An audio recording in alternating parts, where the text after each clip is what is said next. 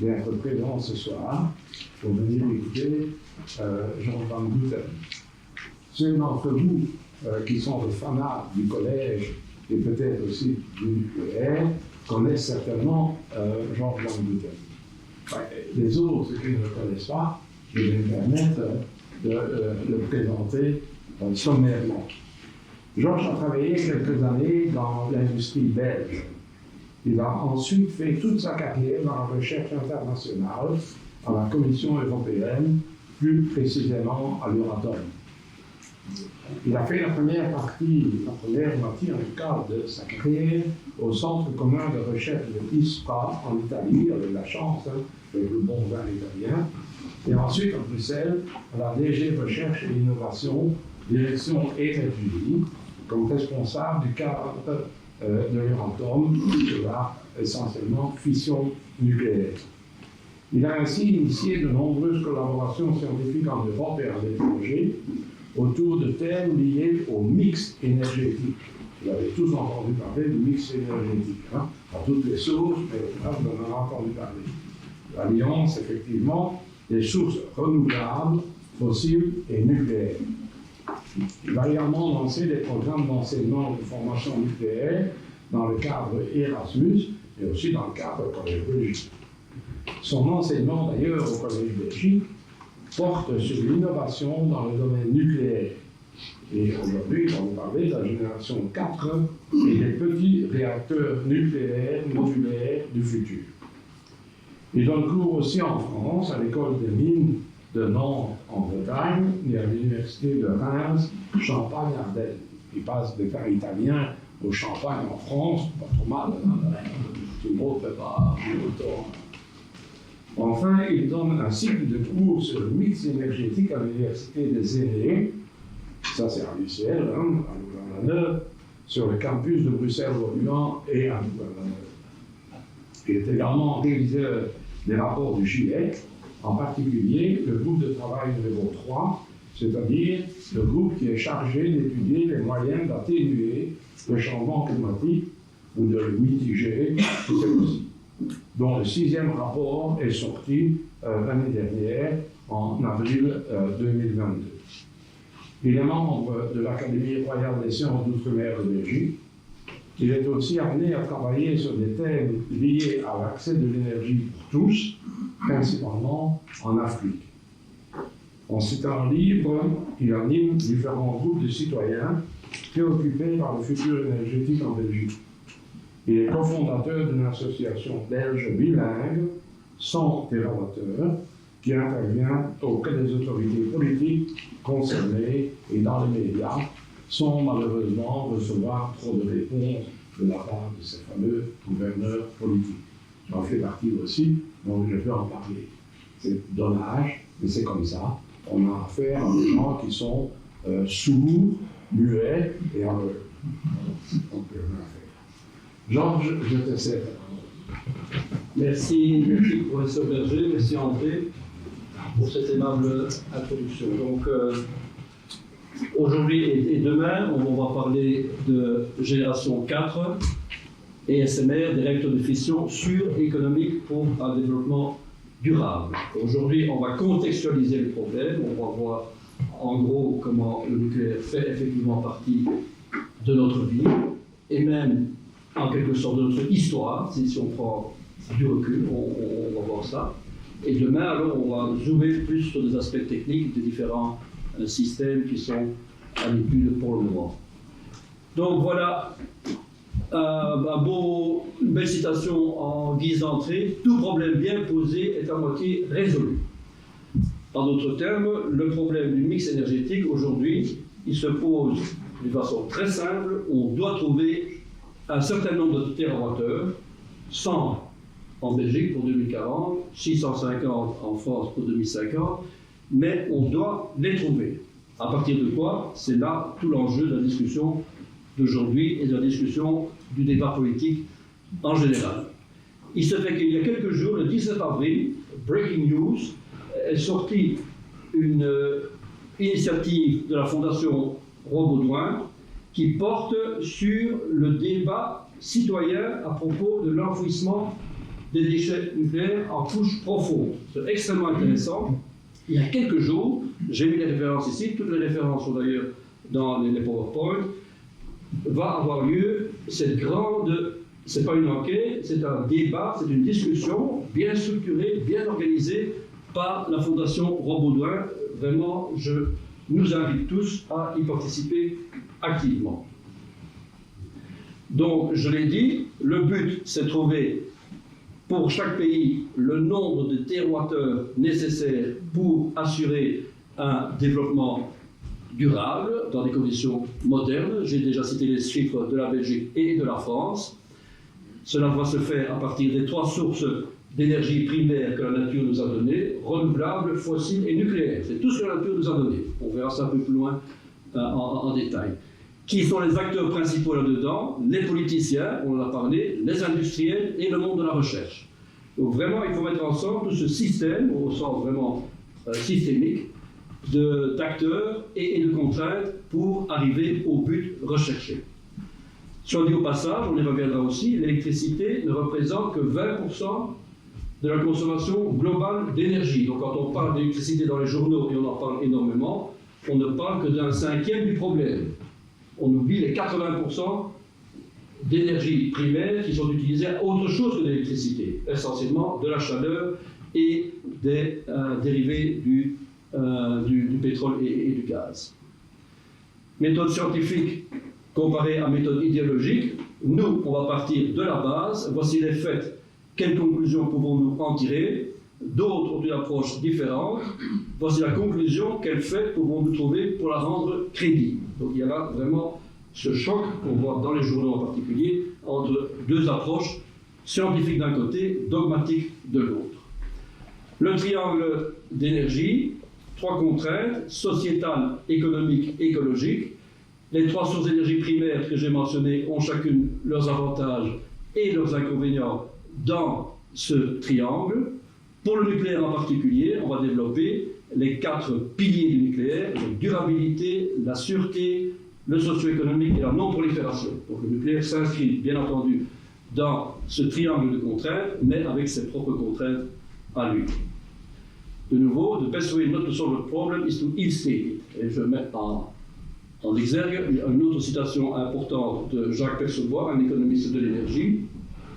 L'électricité n'est pas un bien comme un autre, c'est un service public. Ça, de nouveau, c'est quelque chose qui est au centre des discussions aujourd'hui. Quel rôle donner à l'État, en particulier, pour gérer le parc énergétique du futur? Un petit rappel important, térawattheure versus gigawatt. On parle de 2 choses différentes. Les journaux souvent confondent. Encore ce matin, on a parlé de 150, ils sont devenus une fois 300 gigawatts d'éolien en mer. Tout ça, c'est très beau, mais ce sont des gigawatts, c'est une capacité. Ce qui compte, c'est combien de temps pendant l'année ces gigawatts fonctionnent. Ça, c'est l'énergie fournie. Donc, une intégrale dans le temps des puissances, des gigawatts. Les gigawatts, qu'est-ce que c'est? C'est les turbines. C'est une centrale nucléaire, par exemple. Les térawattheures, qu'est-ce que c'est? C'est l'énergie. La consommation de la Belgique, je l'ai donnée là. 96 térawattheures en 2021. Ça sert à quoi? Les ménages et les entreprises, essentiellement. Donc, bien avoir en tête cette différence entre énergie et puissance, entre énergie et capacité. En d'autres termes, quand on parle de nucléaire en particulier, 1 gigawatt de nucléaire vaut à peu près 8 térawattheures d'énergie. Donc c'est quelque chose qu'il faut avoir en tête de nouveau dès qu'on discute de puissance et d'énergie. À propos d'énergie, on peut parler d'esclave énergétique, c'est un nom un peu étrange, mais ça représente la force, la puissance d'un homme, environ 100 watts. Hein, si vous calculez très facilement l'énergie d'ascension, hauteur fois masse fois constante gravitationnelle, pour monter le Mont Blanc en 7 heures, c'est quand même un acrobate, vous avez besoin de 100 watts et vous dépensez 700 watts-heure. Donc si vous ramenez ça à la consommation annuelle en Belgique, ça veut dire les Belges, chaque Belge consomme chaque année 590 esclaves énergétiques. Les États-Unis, c'est bien sûr presque le double, et les pays africains, c'est presque 10 fois moins. Le nucléaire, il a évolué, il a son histoire aussi, on va voir ça un peu plus en détail plus loin. On est passé de la première génération, avant 1970, avant la première crise du pétrole, chaud en particulier, le premier chaud, pas le deuxième chaud bien entendu, les centrales au gaz graphique. Puis est arrivée la crise énergétique du pétrole, en début des années 70. On a construit un énorme parc nucléaire dans le monde, environ 400 réacteurs en une vingtaine d'années. Puis, depuis quelques années, on est passé à la génération 3, qui sont les réacteurs avancés, type EPR, AP1000, on verra ça plus en détail. Et nous, aujourd'hui et demain, on va parler de la prochaine génération, qui est la 4e génération des systèmes du futur, qui sont une rupture technologique par rapport à tout ce qui précède. On va aussi parler des petits réacteurs, voilà une image un peu synthétique qui montre le petit réacteur modulaire comparé à son grand cousin, et c'est un sujet que l'on va aborder demain après-midi. Alors, le contexte du feu à l'atome, l'énergie au cœur de l'histoire humaine, on va voir en un raccourci très rapide comment l'homme, au cours de son histoire, a en effet tendu vers une densité d'énergie de plus en plus forte.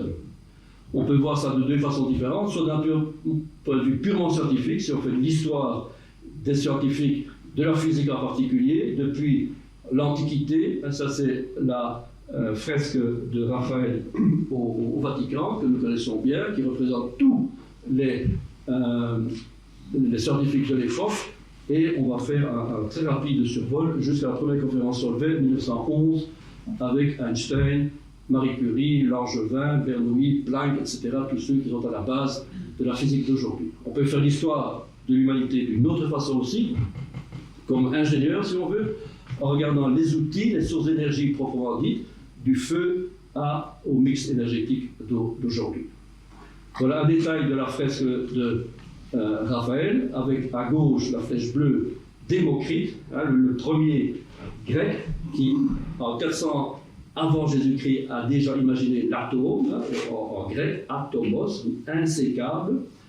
Il a été assez unique en ce sens que le grand Aristote, juste après, lui, pendant 2000 ans, a oublié Démocrite et a lancé sa propre vision des choses qui était son tableau de Mendeleïev, comme on sait, terre, feu, air et eau.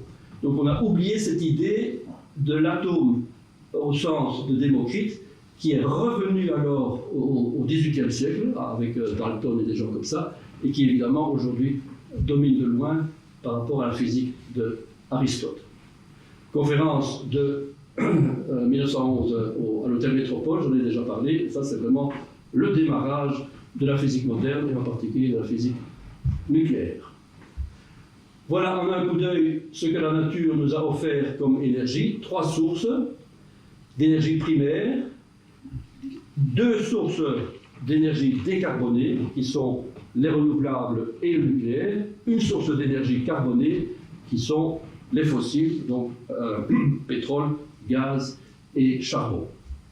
On n'a que ça. Donc de grâce, ne rejetons aucune de ces 3 sources d'énergie primaire. Il faut bien entendu les utiliser de façon rationnelle, on le verra un peu plus loin, mais c'est un non-sens absolu de supprimer une de ces 3 sources que la nature nous a données. Évidemment, avec un baril de pétrole ou avec une barre d'uranium dans votre salon, vous ne pouvez rien faire.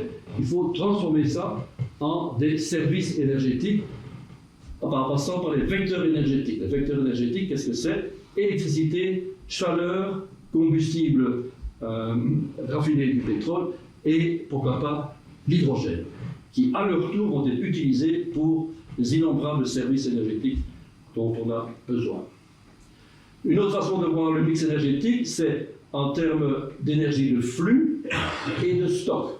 Flux, c'est tout ce qui vient du soleil, c'est-à-dire les vagues, les marées, la géothermie, l'hydro, la biomasse, le vent, tout ça vient du soleil, mais ce sont des énergies de flux. Donc, difficilement pilotables. En fait, pas du tout pilotables, sauf l'hydro, bien entendu. Énergie de stock, l'accumulation depuis des millions d'années dans le centre de la Terre, charbon, pétrole et gaz. Énergie de stock également l'uranium, mais l'uranium ne vient évidemment pas de la même origine. L'uranium vient l'explosion des supernovas à une époque bien reculée. Donc on est devant un problème de gestion de stock et de flux, un vrai problème de recherche opérationnelle comme on les connaît. Donc là, c'est un peu de détails sur chacune de ces trois sources. Chacune a bien entendu ses avantages et ses inconvénients, et chacune est en discussion aujourd'hui. Voilà pour les amateurs d'exponentiel, comment la consommation d'énergie dans le monde a augmenté depuis 150 ans. C'est absolument exponentiel. On voudrait que ça s'arrête, bien entendu, mais on ne sait pas comment, surtout si les pays du tiers-monde commencent eux aussi, à juste titre, à vouloir un certain confort, c'est-à-dire à vouloir de l'énergie. Ça, c'est vraiment un des défis d'aujourd'hui, comment contrôler cette croissance exponentielle de la consommation d'énergie dans le monde. On peut le voir sur une échelle plus longue, qui est sur 250 ans. Il est évident que charbon, pétrole, gaz et nucléaire, uranium vont s'épuiser, pas nécessairement dans la façon qui est indiquée ici, puisque ça ce sont des projections, des scénarios. Donc à très très long terme, il est évident qu'il faudra penser autre chose. Quoi? On ne sait pas, mais en attendant, ça veut dire pendant quelques siècles, on doit vivre avec cette superposition d'énergie. Vous voyez bien ici, l'histoire montre qu'une énergie n'a jamais été supprimée dans l'histoire, elle n'a fait que empiler les unes sur les autres. Si on prend une très longue échelle, 16 000 ans, on a un pic de Dirac autour de notre époque à nous. Avant, c'était le muscle et le feu. Dans le futur lointain, on ne sait pas ce que c'est, et encore plus loin, il y aura évidemment une autre glaciation. L'énergie électrique, je l'ai déjà dit, elle ne représente que 20% du gâteau total. Quand on compare, quand on étudie le paquet d'énergie primaire, fossile, nucléaire et renouvelable, on prend un secteur de 20% de ça, et on a l'électricité. L'électricité, elle est donc composée de quoi? Essentiellement, aujourd'hui dans le monde, de énergie primaire, pétrole et gaz et charbon encore toujours dominant dans le monde. Elle est constituée à environ 20% de renouvelables et 15% de nucléaire. Donc, si on est sérieux avec la décarbonation de l'économie, il faut réduire ce secteur-là à deux composants qui sont les deux composants non carbonés, le renouvelable et le nucléaire. Ils sont obligés de vivre ensemble. Il n'y a pas d'autre moyen de décarboner le secteur électrique. Tout ça pour ne pas parler des 80% manquants qu'il faut aussi décarboner. Et ça, on n'en parle pas assez. Donc, c'est un problème colossal qui est en face de nous. Comment décarboner tout ce paquet d'énergie primaire qui, encore aujourd'hui, depuis d'ailleurs 50 ans, domine à 80% par les fossiles et seulement 20% par les non-fossiles, par les non-carbonés. Voilà les chiffres plus précis. 1973-2018, un saut plus que le double en valeur absolue, en mégatonnes pétrole équivalent. Ce qui est intéressant, c'est le pourcentage des composants. Encore toujours, en 1973 et en 2018, environ 80% des énergies de sources carbonées. Donc un défi de nouveau colossal en face de nous. Il y a 50 ans qu'on travaille là-dessus à coût de centaines de milliards d'euros ou de dollars pour décarboner à juste titre. On doit le faire, bien entendu, il faut continuer à le faire, mais ça a un coût énorme. Et donc on a en face de nous un défi qui est difficilement imaginable. Il ne faut pas imposer de calendrier beaucoup trop contraignant pour arriver à cette décarbonation dont on rêve tous, bien entendu. Voilà une autre façon de nouveau de montrer les choses. Ça, c'est dans l'Union européenne. Énergie primaire, un gros paquet. Énergie finale, on a perdu 25% en cours de route. Électricité, ce sont les fameux 20% dont j'ai parlé. Le futur doit être tout électrique. Donc les 20% vont devenir au moins 40%. On va au moins doubler l'électricité, si pas tripler. Puisqu'on veut le tout. À juste titre, le tout électrique. D'où va venir cette électricité? C'est ça, évidemment, la grande question à laquelle nous, énergéticiens, nous devons répondre. Il ne suffit pas de dire il faut décarboner, il faut tout électrifier. Il faut faire l'étude de cycle du problème, remonter en arrière et voir d'où viendra toute cette électricité. Dans le monde, voilà un graphique bien connu, mais ça vaut la peine de s'y arrêter. Human Development Index, le développement humain, selon les critères de l'ONU, c'est-à-dire, ce n'est pas uniquement monodimensionnel, il y a 3 dimensions dans ce critère, hein, en ordonnée: la durée de vie des gens, l'éducation et les standards de vie. Donc c'est un critère qui est finalement assez raffiné.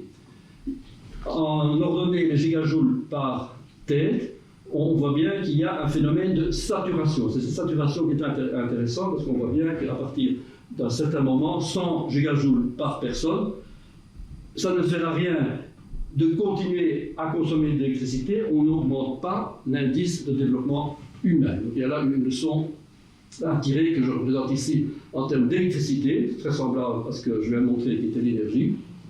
L'électricité, vous voyez bien ce phénomène de saturation qui montre qu'autour de 4 MWh par personne par année, il y a un niveau suffisant. Ça ne sert à rien d'aller au-delà comme certains le voudraient.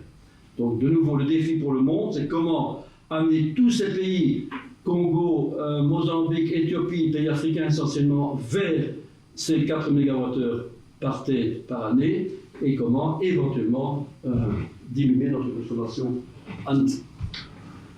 Voilà de nouveau plus en détail pour le monde. J'ai chaque fois en haut le petit logo, soit le monde, soit l'Europe, soit la Belgique, pour savoir de quoi on parle. Là, on montre la consommation sur plusieurs années des renouvelables, des fossiles et du nucléaire, et on voit bien qu'il y a finalement une stabilité, hein, très peu de mouvements sur de 95 sur 25 ans. Ce sont des choses dont il faut bien se rendre compte. Alors les projections pour le futur, l'IEA, qui est l'Agence internationale de l'énergie à Paris, fait ça depuis des années. Elle anticipe, bien entendu, une consommation d'énergie presque exponentielle, comme je l'ai montré au début, et qu'il faut gérer dans certains pays de façon un peu plus raisonnable. De nouveau, je montre en dessous l'électricité dans le monde. Hein. On a groupé ici, c'est assez intéressant, en vert, le nucléaire et l'hydro, parce que désormais, dans les statistiques internationales, ils vont ensemble. Nucléaire, hydro, vent et solaire, ça fait partie du paquet décarboné, et le paquet fossile, hein, on parle ici d'électricité, est considéré en bloc aussi. Une petite piqûre de rappel de thermodynamique, parce que finalement, ce qu'on fait comme énergéticien, même quand on parle d'économie d'énergie, c'est étudier un problème de conservation. Conservation au sens des équations qu'on connaît tous, masse, quantité de mouvement et énergie. Ici, en l'occurrence, il s'agit, on peut appliquer ça aussi à de l'argent, aux animaux sur le territoire, aux habitants d'un pays, on peut appliquer ça à l'énergie aussi. Tout se ramène toujours à DG sur DT, la variation d'une quantité, mettons l'énergie, c'est les flux entrants moins les flux sortants, plus la production, moins les sources. Donc on ne sort pas de cette logique toute simple qu'on peut mettre en belle équation si on veut, mais qui est toujours quelque chose de fondamental. Un rappel de la première loi de thermodynamique, l'énergie se conserve, l'énergie totale se conserve, donc en d'autres mots, même le mot produire de l'énergie ne veut rien dire, et le mot renouvelable veut encore moins dire, puisqu'on ne fait que changer d'une forme d'énergie en une autre. Quelles sont ces formes d'énergie dont nous disposons? Rayonnement, le soleil essentiellement, thermique, nucléaire, mécanique, qui contient la cinétique et le potentiel, électrique et chimique. Et tout ça dans un jeu continu, hein, c'est vraiment le métier des thermodynamiciens. Tout ça s'échange de façon presque aléatoire, presque parce qu'il y a la seconde loi, entropie, qui interdit certains chemins. J'en parle, l'entropie, parce que on va voir que l'histoire de l'humanité, c'est justement cette recherche d'une entropie minimum, hein, comment arriver à des sources d'énergie de plus en plus propres au sens anthropique. On voit bien la qualité de l'énergie, je vais représenter dans le petit graphique là-haut. L'énergie mécanique et électrique, ce sont les meilleures au point de vue anthropique. Elles ont une valeur utile vraiment optimale. comparé aux autres, par exemple l'hydraulique, qui est tout à fait diffuse. L'énergie, plusieurs définitions. La vieille définition, une force ou un déplacement, ça date d'il y a 300 ans. C'était bon pour l'époque, c'est la définition de la mécanique, si vous voulez. La définition moderne, c'est évidemment Einstein et d'autres, où on voit que l'énergie, c'est bien plus que de la mécanique, c'est tout ce qui transforme. Energy is the ability to do work or to cause a change in matter. C'est tout ce qui transforme. Là, on revient à l'origine du mot énergie, d'ailleurs. Aristote à l'époque, énergie, c'est cette capacité, ce potentiel qu'ont certains phénomènes à se transformer, à devenir autre chose. Quelqu'un de très intéressant dans ce domaine-là, c'est Étienne Klein. Ça, je vous invite à l'écouter. Il est très loquace et extrêmement intéressant, un philosophe des sciences qui est lui-même spécialiste des matériaux au CEA et qui est absolument passionnant. Du feu à l'atome, je représente ici de façon très schématique comment le feu et même nos cousins, les chimpanzés qui utilisent des instruments, comment tout ça, en quelques centaines de siècles, est arrivé à un mix énergétique moderne. Les équations, les forces fondamentales dans la nature, qu'est-ce que c'est? Gravitation, électromagnétisme, interaction forte, interaction faible. On va voir comment, en effet, l'homme a parcouru ce chemin-là de façon très systématique. Il a monté l'échelle de la densité énergétique, d'abord la gravitation, c'est-à-dire l'énergie hydraulique, puis l'électromagnétisme, c'est-à-dire tout ce qui est chimie, chimie c'est l'électromagnétisme, tout ce qui est électricité, bien entendu. Puis, numéro 3, il est arrivé aux interactions fortes nucléaires, qui est la fission nucléaire. On casse un noyau lourd, où on fusionne deux noyaux légers. Et puis, il y a la quatrième force, qui est la force faible, interaction faible. Celle-là n'est pas vraiment utilisée pour des applications humaines, je dirais. Donc, première étape, dans l'Antiquité, muscle animal et esclavage. On va faire un saut rapide. On arrive à la roue à eau, en Mésopotamie, en Égypte, les moulins à vent. Donc on utilise là l'énergie du vent, l'énergie de gravitation, pour parler en termes d'interaction fondamentale. Qu'est-ce que ça veut dire? Il faut 10 tonnes de matière, 10 tonnes d'eau qui tombent sur cette roue pour fabriquer 1 kWh. Et on va voir qu'au cours du temps, ces 10 tonnes de matière se réduisent à 1 mg quand on passe à la fusion, pour fabriquer ce même kilowattheure d'électricité. Donc c'est très intéressant de voir comment l'histoire est menée, est drivée par la recherche de l'énergie libre au sens débarrassé de l'entropie. On passe à la deuxième force fondamentale, l'électromagnétisme, la chimie, qui a servi à faire de la chaleur et de l'électricité, et là, 1 kg de matière, 1 kg de charbon ou 1 kg de pétrole, en gros, est suffisant pour fabriquer ce kilowattheure d'électricité dont on a parlé au début. Puis arrive la fée électricité, le grand enthousiasme du tournant du 19e et du 20e siècle. C'était vraiment la folie, on peut dire, dans le bon sens du terme, pour les innovations technologiques. Tout ce qui était électricité était accueilli avec énormément d'enthousiasme.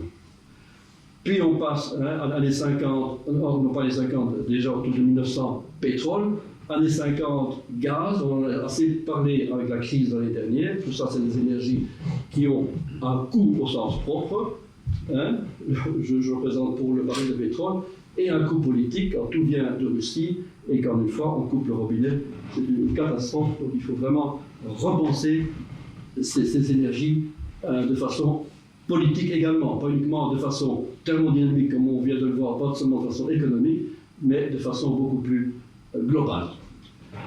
La fission, là je montre une page de Objectif Lune que j'aime beaucoup, page 13, vous avez un cours de physique nucléaire, remarquablement bien fait, physique des réacteurs rapides, on parle de plutonium et d'uranium là-dedans, page 13 et 14, et le réacteur qui est là, c'est en fait une copie de BR1 à Amol.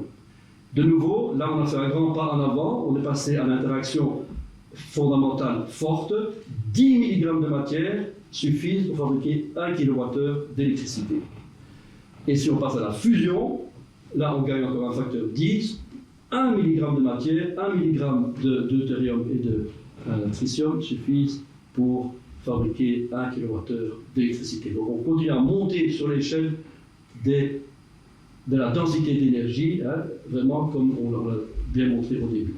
Puis arrive maintenant la désescalade, on descend, parce qu'on revient aux énergies diffuses, aux énergies qui ont une entropie énorme, qui sont le soleil, la lumière, le vent, etc. Donc, en quelque sorte, les historiens comme Douglas Mills, ce ne sont pas des techniciens, ce sont des historiens, se rendent compte qu'il y a là quelque chose d'étrange au point de vue historique. On a monté l'échelle depuis le feu jusqu'à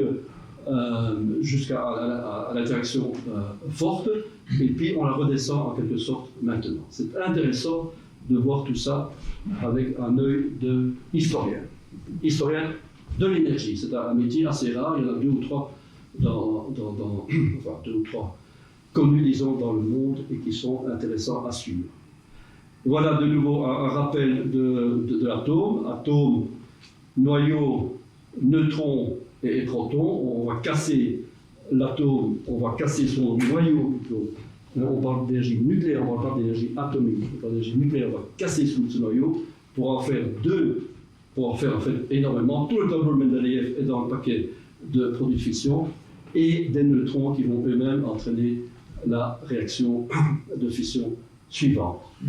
Donc dans un diagramme d'énergie de liaison, on voit bien en ordonnée énergie liaison en X le nombre de masses atomiques, donc de 0 à 235 ou 239 si on va au plutonium.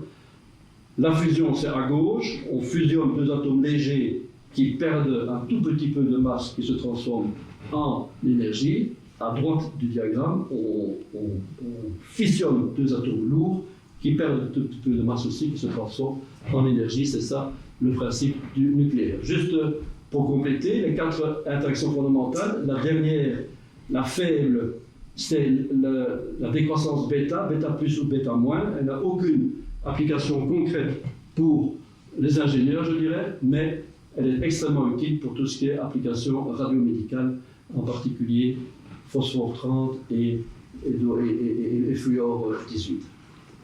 Une autre façon de voir l'histoire, c'est par exemple Carlota Pérez, une scientifique qui travaille pour le gouvernement britannique depuis 25 ans, qui, elle, voit l'histoire de l'énergie plutôt comme des suites de vagues. C'est ce qu'on appelle parfois la vision en courbe en S.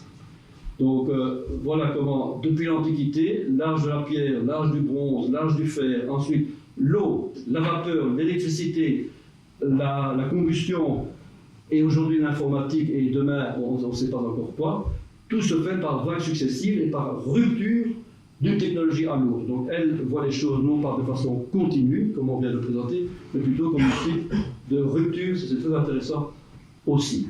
En particulier, les 5 révolutions technologiques, elle les voit comme 5 ruptures au sens social. C'est une scientifique qui s'intéresse aux aspects sociaux des choses, comment chacune des 5 révolutions industrielles a entraîné dans la société le mode de vie, le mode de travail, le mode de se déplacer, des changements fondamentaux. Et le nucléaire s'inscrit, bien entendu, là-dedans. Voilà donc aujourd'hui ce à quoi on assiste parfois dans nos pays à nous. Il faut bien tenir compte de 2 choses. En bas à gauche, les lois naturelles, Newton qui observe la pomme qui vient de tomber. À droite, les lois humaines. Les lois de la nature, les lois de la physique, on ne peut pas les changer. Elles sont là depuis presque 14 milliards d'années. La conservation de l'énergie totale en particulier, elle est là depuis le Big Bang, depuis l'origine. À droite, je représente les lois humaines. C'est là on peut les casser quand on veut. Et parfois, on a l'impression que certains croient que les lois de la physique, on peut les modifier comme on peut modifier des lois humaines. Je crois que c'est une erreur. La place du nucléaire dans le mix énergétique, voilà les 17 objectifs de développement durable de l'ONU, sortis en 2015 pour l'agenda 2030. C'est une façon de voir les choses qui est assez intéressante. L'objectif numéro 7, c'est celui de l'énergie. affordable and clean energy. Il est clair que sans énergie, que ce soit pour le développement dans nos pays à nous ou dans les pays émergents, sans énergie, on ne peut pas avoir une qualité, une éducation de qualité, on ne peut pas avoir de l'eau propre, on ne peut pas avoir de travail décent, on ne peut pas avoir des cités durables, on ne peut pas avoir exterminer la faim, exterminer la pauvreté. Tout ça est bien entendu aussi comme un des objectifs, pas comme le principal. On ne peut pas avoir une bonne action sur le climat. Donc c'est très intéressant de voir que l'ONU, qui a pris, je dirais, cette initiative, a lancé une dynamique très intéressante dans le monde entier, avec vraiment l'énergie au centre. Développement durable, ce n'est pas une invention récente, elle date de 1987. De nouveau, un rapport de l'ONU, Madame Brundtland, la ministre norvégienne de l'époque de l'environnement, qui a sorti son fameux rapport, qui est à la base de toute la réflexion sur le développement durable. Le développement durable qui a deux dimensions. Une dimension dans l'espace, hein, on ne veut pas nuire aux autres pays autour de nous, et une dimension dans le temps, on ne veut pas nuire aux générations suivantes. Donc c'est ces deux dimensions qui parfois sont méconnues aujourd'hui. Aujourd'hui, on insiste beaucoup trop sur la dimension intergénérationnelle. Hein. On s'inquiète beaucoup, à juste titre bien entendu, on s'inquiète beaucoup de l'avenir des générations prochaines, mais on a un peu tendance à oublier l'autre aspect du rapport Brundtland qui était horizontal dans l'espace. Comment garantir objectif numéro 1, non pauvreté, et objectif numéro 2, non famine dans le monde. Donc l'énergie, numéro 7, est vraiment au centre de toutes ces nouvelles politiques. Hein. Ça a été approuvé par l'unanimité des pays dans le monde, et tant mieux. Le nucléaire s'inscrit là-dedans, Atoms for Peace and Development. Il y a une série de rapports, une série de discussions qui se passent à l'Agence internationale de l'énergie atomique à Vienne, mais aussi dans beaucoup d'autres cercles, sur comment le nucléaire peut contribuer en particulier aux objectifs de développement durable 2, 13, 15, 6, 7, 3, 14, 9, 17, hein, donc un grand paquet de développement durable qui, et c'est assez naturel, on ne le dira pas assez. Donc il y a l'énergie nucléaire ne sert pas que à fabriquer de l'électricité, ça sert à des tas d'applications, en particulier dans l'agriculture, comme on peut le voir dans ce genre de rapport. Voilà quelques rappels très brefs sur le nucléaire. En Europe, dans l'Union européenne, 13 des 27 pays membres, donc presque la moitié, quand il y avait le Royaume-Uni, c'est exactement la moitié, 14 sur 28, 13 sur 27 ont des centrales nucléaires. Au total, il y en a une centaine, 106 réacteurs, 100 gigawatts au total. Donc c'est vraiment quelque chose qui est tout à fait la réalité d'aujourd'hui. 25% de notre électricité, 1 lampe sur 4 en Europe, provient d'électricité nucléaire. C'est des choses qu'il faut savoir quand on discute ce sujet-là aujourd'hui. Voilà d'autres chiffres pour le monde, hein, qui montrent que dans le monde, il y a 440 réacteurs aujourd'hui. Il y a 32 pays qui ont des centrales nucléaires chez eux. Il y a une trentaine de pays qui veulent en acquérir. Donc il y a une grosse discussion à l'Agence de Vienne et ailleurs pour bien contrôler, bien gérer cette accession des nouveaux pays. On n'entre pas dans le club nucléaire comme dans le café du commerce. Hein. C'est des choses qui sont extrêmement bien coordonnées et contrôlées. Voilà de nouveau dans le monde. Les États-Unis ont un maximum de centrales aujourd'hui, une centaine. L'Europe tout entière en a un peu plus si on veut, pas si on considère les pays séparément.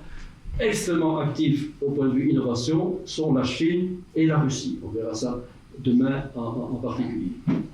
Donc, conclusion de cette première discussion, en jaune là-haut, le vent et le solaire sont là, bien entendu, sont en croissance. On a encore entendu ce matin, au journal parlé belge, hein, quand on parle du nouveau parc, le fameux Princesse Elisabeth, qui va fournir 3 gigawatts dans quelques années. Donc, ces énergies-là sont là, mais elles sont non pilotables. On le verra un peu plus en détail plus loin. Il faut un complément qui est soit des batteries, soit du pompage turbinage, soit du gaz ou du charbon, comme les Allemands. Il faut absolument compenser le manque de vent ou le manque de soleil dans ce genre d'énergie. 1 minute sur la radioactivité, il faut faire la paix avec la radioactivité, elle est autour de nous, elle est partout, chacun de nous a 10 000 becquerels en soi, ce sont le potassium 40 en particulier, le carbone 14, le rubidium, le plomb, le polonium, tout ça, c'est en nous, 10 000 becquerels, à tel point que un collègue radioprotection nous avait dit un jour, si vous voulez vraiment vivre sans radioactivité, dormez tout seul. Donc, c'est aussi simple que ça. On vit avec, bien sûr, et malheureusement, beaucoup d'entre nous ont connu ça quand on a affaire à la radiomédecine, là on encaisse des doses énormes, mais c'est pour une bonne cause. Donc là, au total, une combinaison de doses autour de nous qui font que, globalement, en Europe, chacun de nous, on est soumis à 5 millisieverts, pour utiliser l'unité habituelle. La moitié de ces millisieverts, en bleu, provient d'applications médicales. L'autre moitié provient de rayons cosmiques et du carbone 14 et de tout notre entourage. La Terre, il y a des milliards d'années, on verra plus loin, était évidemment bien plus radioactive qu'aujourd'hui, puisqu'elle ne fait que décroître. Et le petit triangle rouge, ça c'est les applications industrielles, qui sont donc 2% sur un total de 100%. Voilà quelque chose d'important à propos de la Belgique, mais qui vaut pour tous les pays, en tout cas européens. Les statistiques qui viennent de sortir d'électricité. Vous avez en haut ce qu'on appelle le facteur de charge. Ça, c'est le plus important. Qu'est-ce que vous voyez? Sur 5 ans, 2016, 2017, 2018, 2019, 2020, 2021, sur 6 ans, vous avez la disponibilité, ce n'est pas le rendement, c'est la disponibilité, c'est-à-dire combien d'heures par jour, ou ramené à une année, ça fonctionne. Le gaz naturel, 36%. Le nucléaire, en 2021, 97%. Fonctionnait 97% du temps. Le vent, sur Terre, 18%. Le vent en mer, dont on a parlé ce matin au journal parlé, 35%. Le solaire, 9%. Ce sont les statistiques sur 6 ans. C'est un graphique absolument essentiel pour comprendre les discussions aujourd'hui. Donc quand on parle d'une de ces énergies aujourd'hui, de grâce, gardons en tête le facteur de charge. Combien de temps dans l'année elles sont disponibles? En d'autres termes, si on les utilise, il faut compenser par autre chose. On ne peut pas vivre avec une source qui ne marche que 10% ou que 18% du temps. Cette énergie en Belgique, rien que dans notre petite Belgique, elle est énorme, 80 TWh, essentiellement l'industrie, les services, le résidentiel et alors un peu pour le transport et l'agriculture. Donc nous sommes un pays industrialisé, nous avons besoin de 40%, de 80, donc ça fait de pratiquement 40 TWh. Une des leçons du Covid, c'est qu'on va réindustrialiser nos pays, à juste titre, puisqu'on a assez souffert de crise d'approvisionnement, de blocage de ports et d'autres choses. Donc on devra réélectrifier, réintroduire des industries énergivores, pas nécessairement émettrices, mais énergivores. En plus de ça, on va passer à l'électrique massif. Donc il y a cette colonne rouge, si vous voulez, elle va peut-être doubler dans les 10 à 20 ans qui viennent, si on veut vraiment reprendre le contrôle de nos services, de nos entreprises et même de nos ménages.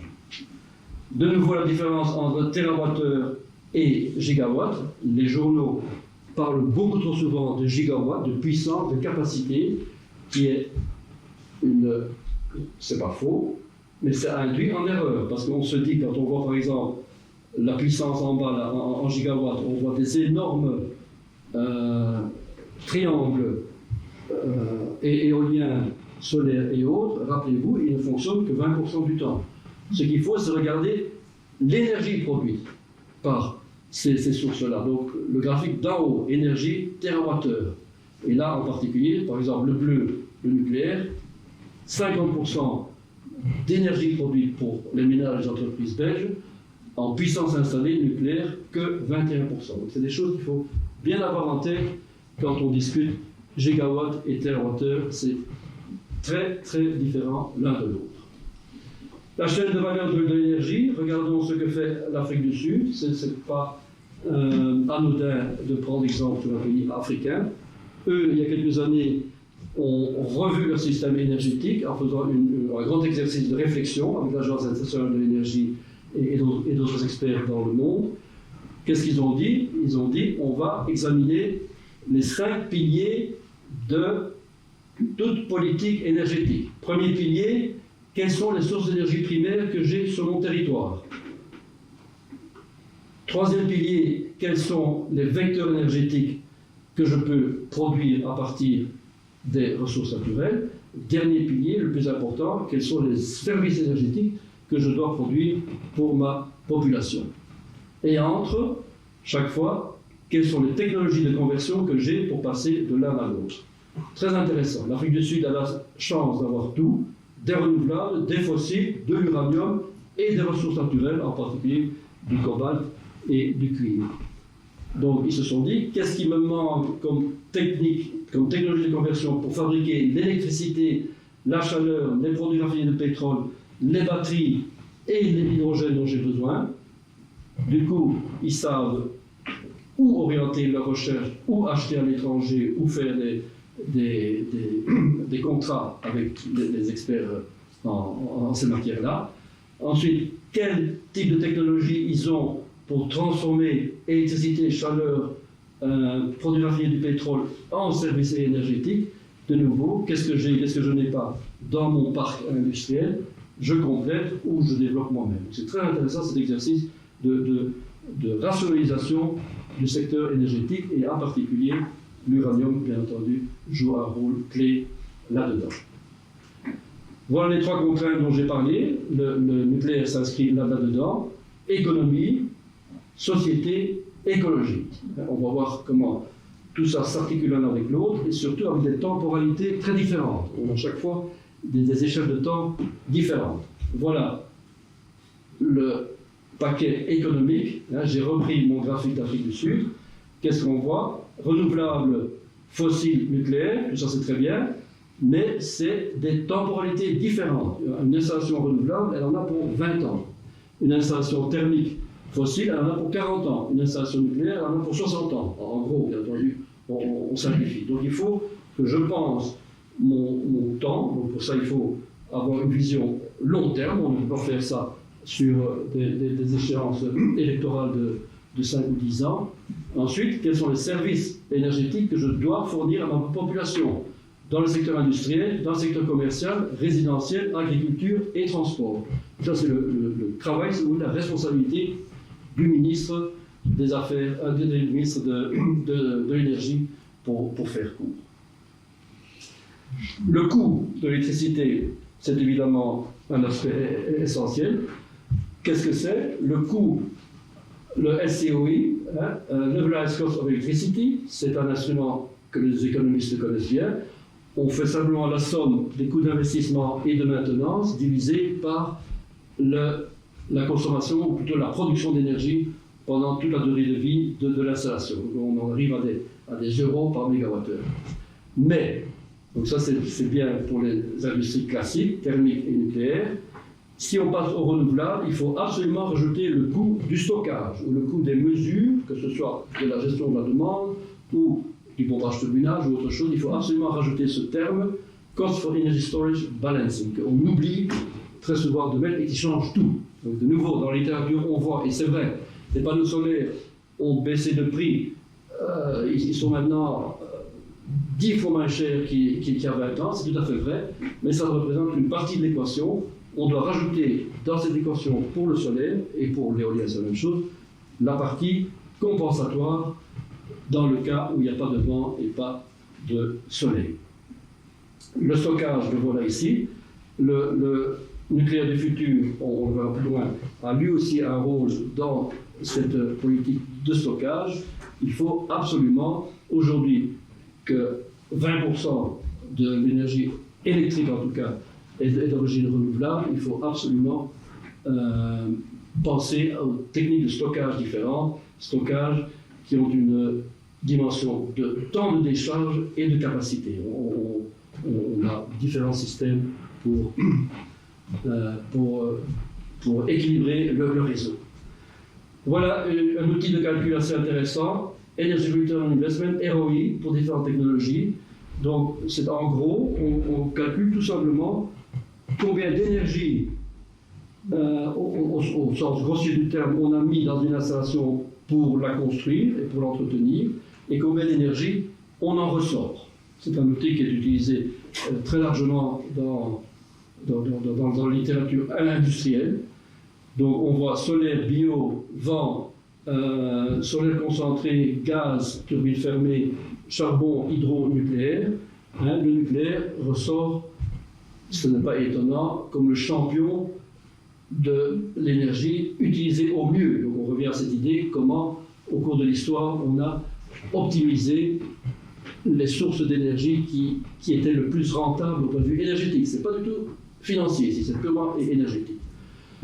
On peut inverser le rapport, on arrive alors à ce qu'on appelle Energy Payback Time, et on voit que le nucléaire a un temps de retour d'investissement de 1 mois et demi. En d'autres termes, de façon très grossière, en 1 mois et demi, vous récupérez la mise en termes énergétiques que vous avez mis lors de la construction de votre centrale. Ce sont des choses intéressantes que Jean-Pierre Hansen et Percevoix racontent dans leurs différentes conférences et leurs différents livres. Le coût des énergies fossiles et low carbone a été fait par l'OCDE plusieurs fois. Et il en ressort que depuis quelques années, le coût du nucléaire, LTO, c'est-à-dire prolongation des centrales nucléaires, est de loin le moins cher. $40 par mégawattheure, c'est imbattable. C'est le petit graphique là qui a d'ailleurs une barre d'incertitude minimum aussi. Donc ça c'est un message clair aussi pour les financiers. 2 mots sur l'organisation d'un nouveau concept de centrale nucléaire ou tout autre gros chantier scientifique. On considère ce qu'on appelle les TRL, Technology Readiness Levels, 1, 2, 3, 4, 5, 6, 7, 8, 9. C'est une approche qui a été développée par la NASA dans les années 80 déjà pour leur premier satellite. Donc aujourd'hui, quand on voit une nouvelle technologie, que ce soit Mira, par exemple, on va parler de Mira plus tard, ou que ce soit un SMR, que ce soit n'importe quoi, on les qualifie en termes de TRL. Où sont-ils dans l'évolution depuis les concepts de base, TRL numéro 1, jusqu'à la mise en orbite, pour parler en termes de NASA, qui est TRL numéro 9. Alors tout ça prend beaucoup de temps, c'est une question qu'on pose souvent, puisqu'il y a bien entendu des blocages techniques et parfois financiers à tout moment. Voilà pour un projet comme Génération 4 ou SMR, la grande crainte de tous les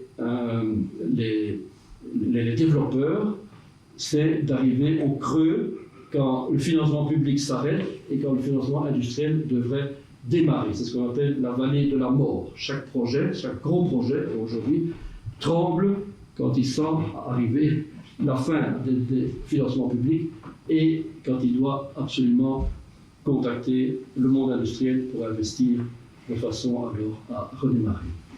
Voilà pour Génération 4 en particulier comment ça se passe. 4 étapes, recherche, développement, démonstration des déploiements. Tout ça a besoin d'un certain temps. Pour Génération 4, on y travaille déjà depuis 20 ans, il faudra probablement encore 10 ans avant d'avoir les premiers prototypes industriels.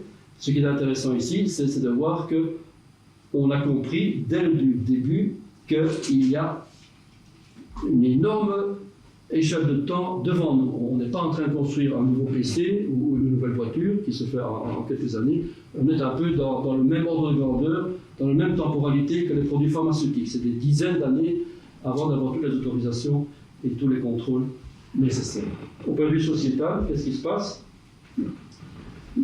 Leaving no one behind, un souci essentiel. Je mentionne ici la quantité d'énergie nécessaire pour le train belge, par exemple, presque 2 TWh, le résidentiel 18 TWh, l'industrie 40 TWh et le commercial 22 TWh. Donc ce sont des chiffres qui parlent d'eux-mêmes. On ne parle pas ici de cacahuètes, de petites quantités. C'est des très gros chiffres qu'on a besoin, dont on a besoin en continu, 24 heures sur 24, l'électricité. Ce n'est pas comme l'eau ou d'autres ingrédients dont on n'a pas un besoin continu absolu. Alors voilà un bon résumé fait par Boston Consulting il y a quelques années sur notre comportement à nous tous de citoyens. Devant l'énergie, nous sommes insupportables. Nous voulons tout et son contraire. Nous voulons des coûts minimums, des prix stables, compétition, pas de nucléaire, pas dans mon jardin, indépendance énergétique, pas de CO2 et garantie d'approvisionnement. Donc une équation à 8 inconnus, c'est absolument impossible à résoudre. Donc on peut admirer en quelque sorte les politiciens qui doivent gérer des citoyens comme ça. Il est absolument grand temps de mettre un peu d'ordre dans nos desiderata. C'est pire qu'un arbre de Noël, c'est beaucoup trop. On ne peut pas faire tout ça. Et là aussi, je mentionne Étienne Klein, une phrase que j'aime beaucoup, en jaune. Nous n'avons pas encore pris la mesure de la contradiction douloureuse entre des prix de l'énergie trop élevés sur le plan social et trop bas sur le plan environnemental. Alors, à quel tarif payer vraiment l'énergie? La tension entre liberté individuelle et collective sera l'enjeu éthique le plus important du XXIe siècle. C'est très intéressant de voir cette tension qu'on sent tous en nous et évidemment dans le débat public, entre un prix abordable pour le public et un prix dissuasif, ou au contraire, en termes de changement climatique. Alors le danger, la sécurité, c'est quelque chose d'essentiel.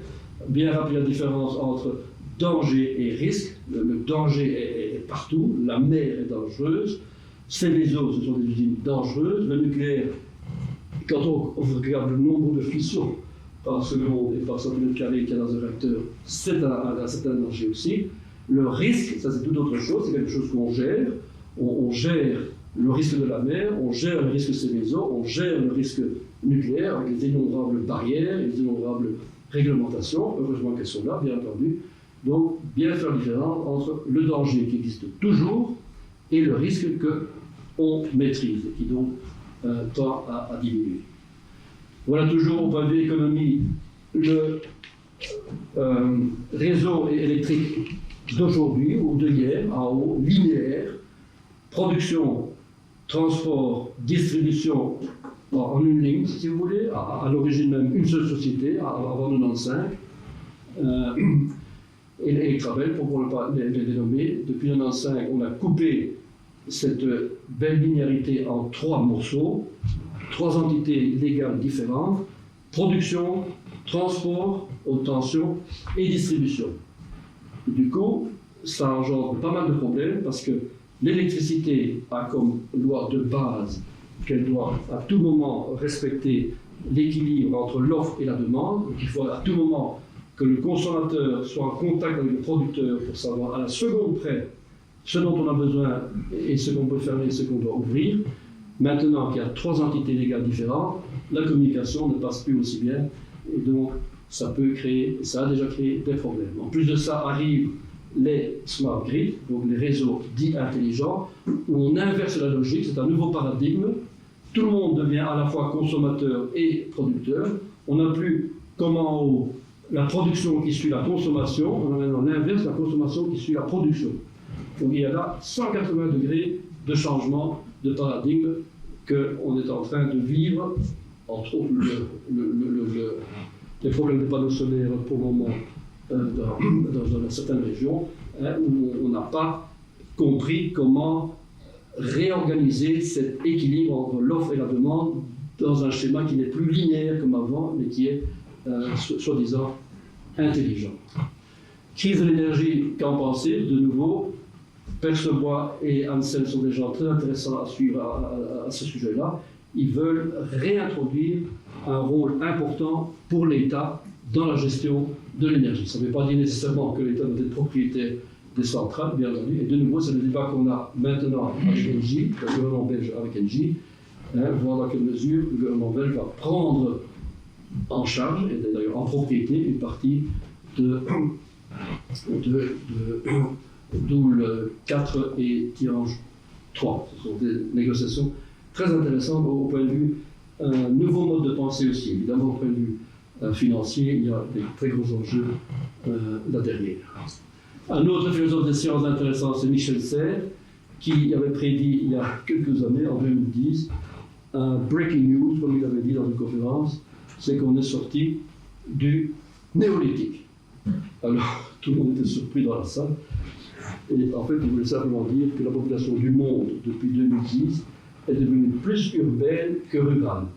Ce qui a des implications au point de vue énergétique très importantes, puisque comment fournir en électricité des mégavilles comme Le Caire, Lagos, Kinshasa, 15 millions d'habitants, ça c'est le cas en Afrique, dans le reste du monde il y en a une dizaine d'autres aussi, 15 millions d'habitants alimentés en électricité, en eau et en nourriture, c'est un cauchemar pour les responsables politiques de ces villes dans le tiers-monde. Voilà un autre historien pas historien des sciences, historien de la vie quotidienne, qui s'est penché sur l'énergie dans un de ses livres. Au XVe siècle, tout en dessous, vous voyez, il n'y avait que 2 sources d'énergie, animale et biomasse. Puis est venu s'ajouter le charbon. Puis est venu s'ajouter au XXe siècle le pétrole. Puis est venu s'ajouter à la fin du XXe siècle le nucléaire. Et puis est venu s'ajouter au XXIe siècle tout ce qui est bio, etc. Donc, assez intéressant de voir de nouveau cette accumulation, cet empilement de sources d'énergie. En aucun cas, l'histoire n'a montré qu'on a supprimé une source d'énergie. On ne fait que empiler. Donc, c'est une leçon à prendre pour les discussions d'aujourd'hui.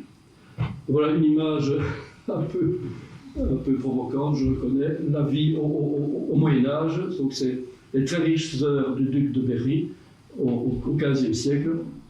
Tout est manuel et animal. Même le transport des gens se fait à dos d'homme. Donc à l'époque, tout était en effet 100% renouvelable. Est-ce qu'on veut revenir à cette époque? Je ne suis pas sûr. Vous êtes pour l'énergie nucléaire parce que vous pensez aux émissions de CO2. Vous êtes contre l'énergie nucléaire parce que vous pensez aux déchets radioactifs. Voilà une question très intéressante que les médias belges avaient posée il y a une quinzaine d'années. Dans tous les abribus, dans tous les journaux, on voyait ce genre d'affiches. Il y avait une dizaine de questions comme ça distribuées quotidiennement, qui faisaient réfléchir les gens. Donc on ne leur imposait pas un message, on leur disait voilà, réfléchissez. Et il y avait bien sûr un groupe d'experts derrière tout ça pour répondre aux questions. Il y a eu récemment un document très important en 2021 de la Commission européenne qui a étudié le problème du nucléaire, le fameux problème est-ce que le nucléaire cause des dommages? La conclusion c'était non.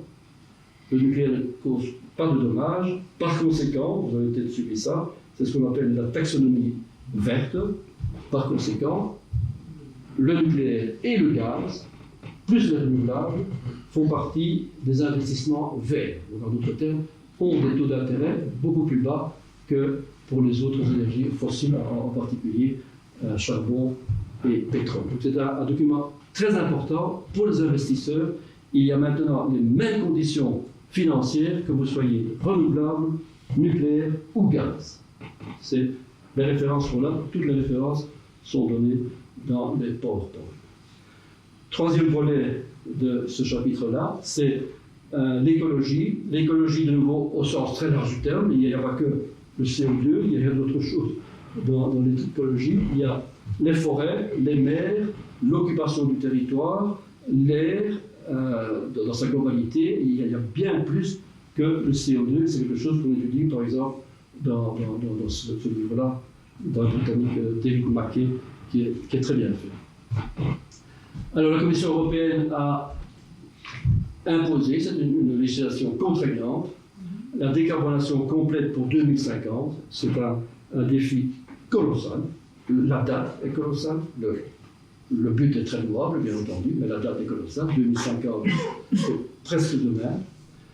Entre-temps, 2030, législation contraignante aussi, 55% de réduction du CO2. Qu'est-ce que ça veut dire? Tous les secteurs qui sont là, que ce soit l'industrie, le transport, l'agriculture, le résidentiel, le tertiaire, tout ça doit descendre exponentiellement, mais dans l'autre sens du terme, pour arriver à zéro, ou en tout cas presque zéro, parce qu'il y aura des sources de contrepoids, il y aura des puits de CO2, parce qu'on ne peut pas vivre sans CO2. Rien que la nature ne vit que de CO2, de la même façon que nous vivons d'oxygène. La nature, les feuilles, les arbres, tout ça, consomment du CO2, transforment ça en hydrocarbures et croît ainsi. Donc bref, on ne peut pas se passer d'un minimum de CO2, d'hydrocarbures, pour les médicaments en particulier aussi. Et donc il y aura des puits, des nouvelles forêts, des nouvelles initiatives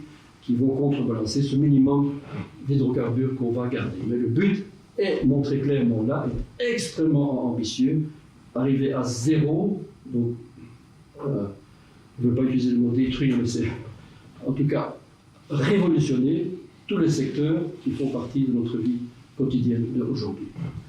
À propos de CO2, grammes de CO2 par kilowattheure et coût de l'énergie, c'est intéressant de voir ici un graphique qui est publié tous les quarts d'heure par un site qui s'appelle electricitymap.org. Je vous suggère de le consulter régulièrement. C'est un site alimenté par Elia et par tous les Elia des autres pays, par ENSO, on appelle ENSO l'ensemble des Elia européens, qui fournit tous les quarts d'heure la production de CO2, le coût du mégawattheure électrique, la composition du mégawattheure électrique, l'importation et l'exportation de mégawatts électriques. Donc c'est un tableau complet de l'électricité dans chaque pays européen. Et maintenant, ça s'est étendu pratiquement au monde entier. Qu'est-ce qu'on voit? Norvège, numéro 1, bien sûr, ils ont plein de pétrole, mais ils n'utilisent pas, ils le vendent à l'étranger. Ils fonctionnent uniquement à l'eau. Suède, France, Finlande, Belgique, Pays-Bas, Suisse, des pays modèles au point de vue grammes de CO2 par kilowattheure. Pourquoi? En particulier parce qu'ils ont du nucléaire. Italie, Allemagne, Portugal et Pologne, nous n'en parlons pas, c'est noir et presque noir foncé. Tableau de Mendeleïev, ça, une merveille de l'esprit humain, c'est absolument magnifique de se pencher là-dessus. Il y en a qui ont passé leur vie sur chaque élément. Nous, on se concentre sur l'uranium, 92, le plutonium, 94, le neptunium, l'américium et le curium. Alors, on va voir comment, on a déjà vu un peu comment on fait le meilleur usage de ces éléments. Voilà le tableau Mendeleïev un peu tordu. Il montre les éléments abondants et surtout les éléments qui commencent à manquer sur Terre. Et c'est une leçon, en particulier pour le domaine nucléaire, où on va le voir, on utilise l'uranium 238 au maximum, alors que jusqu'à présent, on le jetait avec les déchets. Le nucléaire, ça c'est génération 4, et dans cette logique d'économie circulaire que tous les industriels, à juste titre, ont adopté, bien entendu, qui serait contre l'économie circulaire et l'efficacité des ressources, le nucléaire de génération 4 est en plein là-dedans. C'est ce qu'on va voir un peu plus en détail après. Voilà de nouveau comment le nucléaire, je montre là la balance en haut, nucléaire et renouvelable, comment les deux sont absolument indissociables si on est sérieux sur la décarbonation de l'électricité et même de l'énergie en général. Il y a toute une littérature à ce sujet-là qui est intéressante à suivre. Le nucléaire est intéressant en particulier pour ses ressources, mais même les ressources classiques, cuivre, zinc, fer, etc., elle en consomme un minimum, comme on va voir un peu plus loin. Elle consomme très peu d'eau aussi. L'eau est devenue une denrée rare, comme le sable. On ne se rend pas compte. Ce sont des objets qu'on croit banals aujourd'hui, mais c'est devenu une denrée rare. Et donc, le nucléaire en particulier, qui a ces taux de réfrigération, comme d'ailleurs toutes les industries thermiques, est en train d'optimiser ça également. Le nucléaire génération 4, qu'est-ce qu'il va faire? Il va travailler sur ce qu'on appelle les actinides mineurs, les produits les plus radioactifs, curium, neptunium et américium. Il va les transmuter, c'est une transmutation au sens propre, et il va les transformer en autre chose qui, en gros, va ramener la durée de stockage souterrain de 300 000 ans à 300 ans. Donc c'est un saut colossal, une rupture technologique très intéressante pour ce qui concerne l'enfouissement souterrain. Et ça, c'est le projet MIRA, dont on va parler un peu plus tard. MIRA a vraiment comme but principal de détruire ces actinides mineurs qui contribuent un maximum à la radiotoxicité du stockage souterrain. Alors, avant de parler de génération 4 plus en détail, rappelons ce qu'est génération 3. Génération 3, c'est EPR. EPR, il y en a 2 qui fonctionnent en Chine, très bien, depuis quelques années. C'est AP1000, un américain, il y en a 3 qui fonctionnent en Chine. VVR 1200, un russe. APR 1400, un coréen. APR 1400, il y en a 4 qui fonctionnent dans les Émirats arabes unis, à Abu Dhabi. Donc ce sont des concepts qui sont déjà sur le marché aujourd'hui. EPR en Finlande, au Kiloto, a démarré il y a 1 mois. À Flamanville, on attend encore un an. Donc c'est la technologie d'aujourd'hui, génération 3, qui est évolutionnaire par rapport à génération 2. Évolutionnaire en ce sens qu'on a optimisé les matériaux, on a rallongé la durée de vie, c'est 60 ans pensé dès le début. On a un type de sûreté amélioré, en particulier la sûreté passive, on va voir plus loin ce que ça veut dire. On a optimisé aussi les techniques de fabrication, donc il y a quand même beaucoup d'améliorations de type évolutionnaire dans cette génération 3. Les Chinois sont devenus très agressifs en génération 3, enfin agressifs, on change de terme, bien entendu. Ils ont leur propre concept, HPR 1000, qui sont en train de vendre dans différents pays, en particulier en Chine, bien entendu, mais aussi au Pakistan, en Argentine, au Royaume-Uni, au Kenya et en Égypte. Donc les Chinois, comme dans d'autres technologies, en quelques années, se sont devenus maîtres en construction et en vente, en commercialisation de ces technologies qui sont quand même très sophistiquées.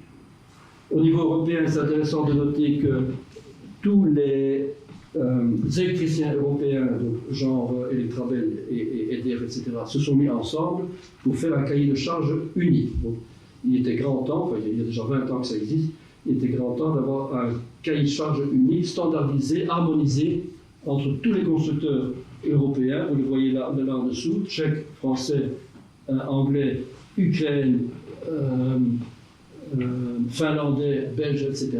Et tout cela ont sorti une série de recommandations en termes de couplage au réseau, en termes de sûreté, en termes de gestion des déchets, etc. Il y a 10 volumes de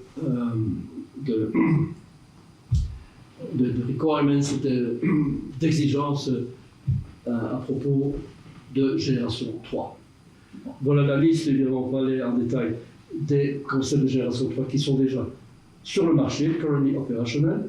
En particulier, j'ai montré en bas à gauche EPR avec son récupérateur de corium bien dessiné. À droite, l'américain AP1000 avec ses grandes réserves d'eau sur le toit qui servent de sûreté passive. On va voir ça un peu plus loin.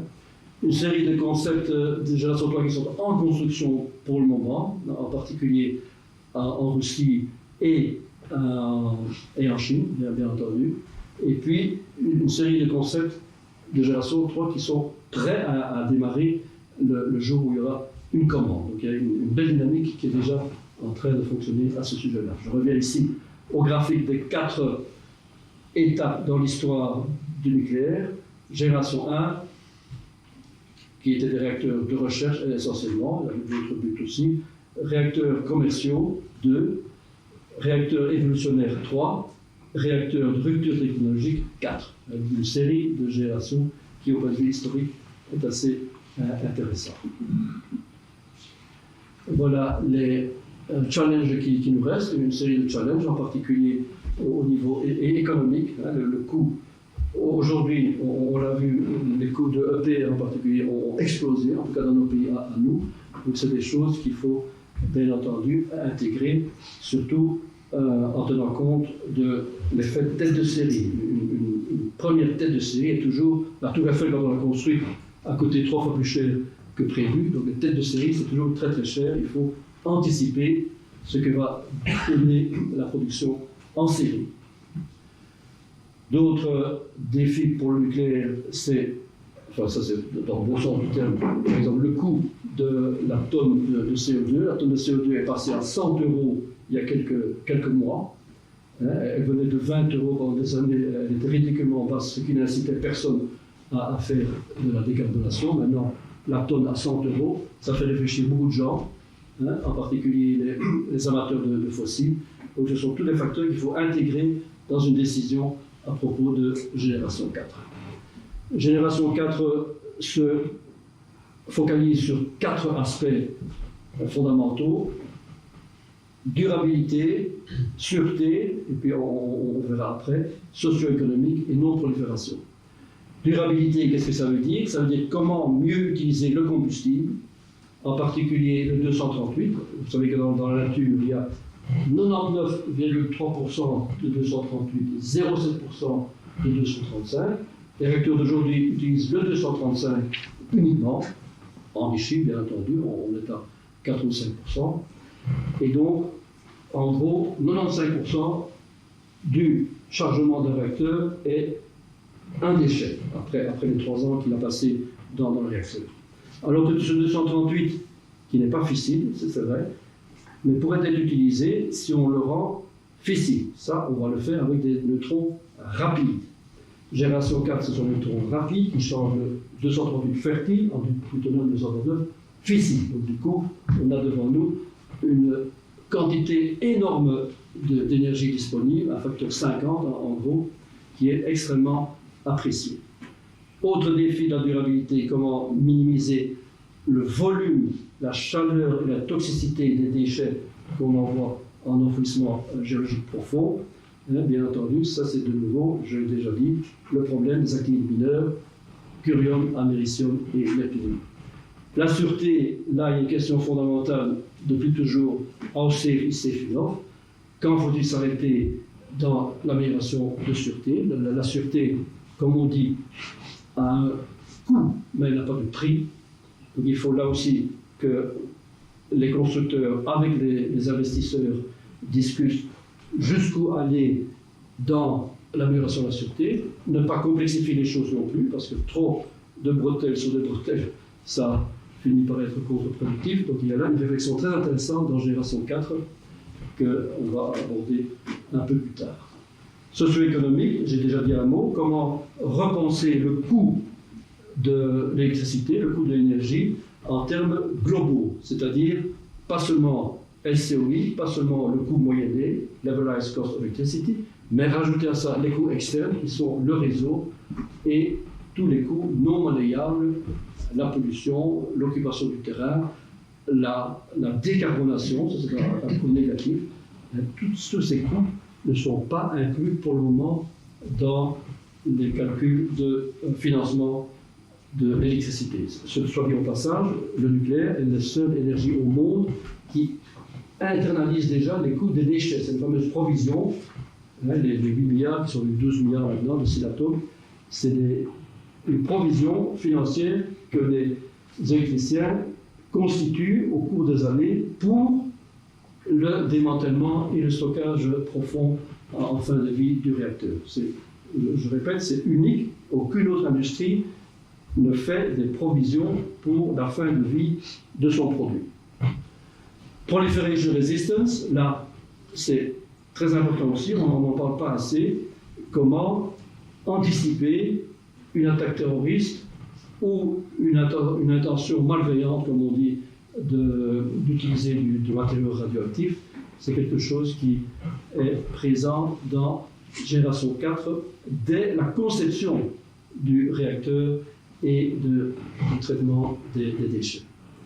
Voilà, GIF a démarré en 2001, il y a 22 ans. Moi, j'étais à l'époque responsable de ce secteur-là pour la Commission européenne, pour Euratom. C'était une époque absolument passionnante. On était en face d'innovateurs, je dirais, dans le plus beau sens du terme, qui avaient parfois des idées tout à fait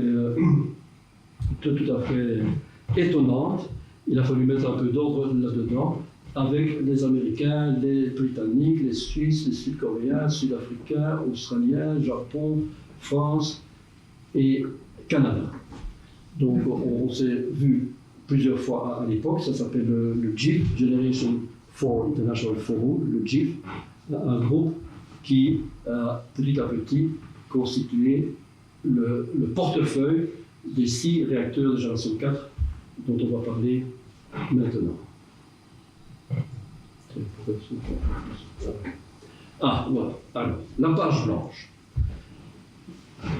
Quand un concepteur de réacteur reçoit la tâche d'inventer un nouveau réacteur, c'est ce qui se passe dans la tête des ingénieurs de Tractebel pour le moment avec SMR. Vous savez que Tractebel a mis 30 ingénieurs sur les SMR.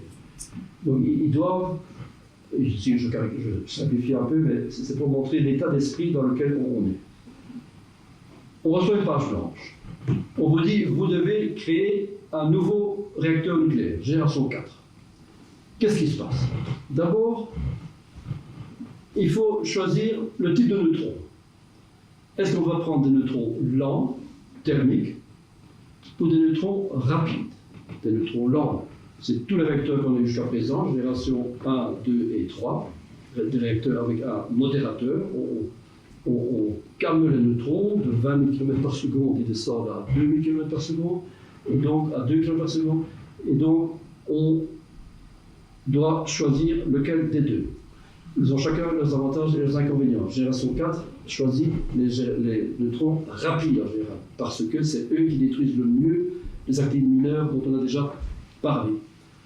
Ensuite, il faut choisir le noyau fissile. Est-ce qu'on va prendre du 233, du 235 ou du plutonium 239? Donc là, de nouveau, l'uranium 233, c'est pour les amateurs de thorium, on en parlera demain. 235 et 239, ça c'est standard, il faut choisir. Puis, il faut choisir l'élément surgénérateur. Si on veut rendre fissile un noyau fertile, comme le 238 uranium ou le 232 thorium, il faut le décider dès le départ, parce que ça change toute la conception du réacteur, bien entendu. Ensuite, il faut choisir son combustible. Est-ce qu'on va prendre des oxydes, des métaux, des carbures ou des nitrures? De nouveau, tout ça a un impact sur la neutronique du cœur du réacteur en particulier. Ensuite, il faut choisir son modérateur. Si on a décidé pour des neutrons thermiques, donc des neutrons lents, il faut choisir soit de l'eau légère, soit de l'eau lourde, soit du graphite, soit encore autre chose. Si on veut calmer les neutrons, quand les neutrons sortent de la fission, ils ont cette particularité d'être rapides, on veut les freiner pour des applications de type réacteur à eau. Ensuite, il faut choisir son réfrigérant, son caloporteur. Là, on va prendre soit des liquides classiques, de l'eau légère, de l'eau lourde ou des sels fondus. Alors, eau légère, eau lourde, on est limité à 320 degrés, puisqu'on est déjà à 150 bars, on ne peut pas monter plus haut, question résistance des tuyauteries. Sel fondu, là, on peut monter plus haut. On peut Si on veut monter plus haut en température, plus haut que 320 degrés, on va prendre des métaux fondus, du sodium ou du plomb bismuth. Là, on peut monter à 400, 500 degrés. Si on veut monter encore plus haut, on va prendre des gaz, hélium ou CO2. Là, on peut monter jusqu'à 800, 1000 degrés, ce qui change tout dans le rendement thermodynamique de la centrale. Ensuite, on doit choisir le nombre de barrières de confinement. 1, 2, 3, 4, 5. Les Allemands en avaient choisi 6. Depuis la gaine du combustible jusqu'à la double enceinte en béton. Combien de barrières de confinement? Ensuite, quel type de cycle de combustible? Ouvert, fermé, tout à fait fermé ou à moitié fermé. En d'autres termes, est-ce qu'on va mettre au stockage souterrain tous les assemblages qui sont du réacteur, ou est-ce qu'on va les retraiter comme on fait à La Hague en France pour en retirer le plutonium 239 et l'uranium 235, ou est-ce qu'on va les fermer complètement, ça c'est mis là, en brûlant tous les actifs mineurs. Bref, on est à 8064 concepts différents. Donc, si on combine tout ça. Et c'est pour ça que je disais, au début, il y avait vraiment un choix colossal. Et encore, on n'a pas choisi avec ça la géométrie du combustible, 1D, 2D ou 3D. On n'a pas choisi les températures, les systèmes de conversion, température, pression, cycle de Brighton, cycle de Rankine, etc. On est vraiment devant, c'est le rêve ultime pour un ingénieur de conception. Alors, qu'est-ce qui s'est passé? Au début, on a eu 130 propositions qui venaient du monde entier. Ça, c'est évidemment impossible, on ne peut pas financer. L'idée, c'était que tous ces pays ensemble financent un paquet, un portefeuille des réacteurs de génération 4. Impossible, bien entendu, de financer 130 propositions. Alors, on a réduit ça à 110, c'est pas très brillant, mais c'était déjà un premier effort. On a réduit à 19, et puis on est enfin arrivé à 6. Et ça, c'est ce qui vont encore aujourd'hui. Depuis 20 ans, on travaille sur 6 concepts de génération 4. Le sodium, le plomb, le gaz, le très haute température, le supercritique et le sel fondu. Il y en a 5 qui sont rapides là-dedans et un qui est thermique. Donc il y a un petit mélange, si vous voulez, il n'y a pas que des rapides, il n'y a pas que des neutrons rapides, il y en a un qui est avec des neutrons lents aussi.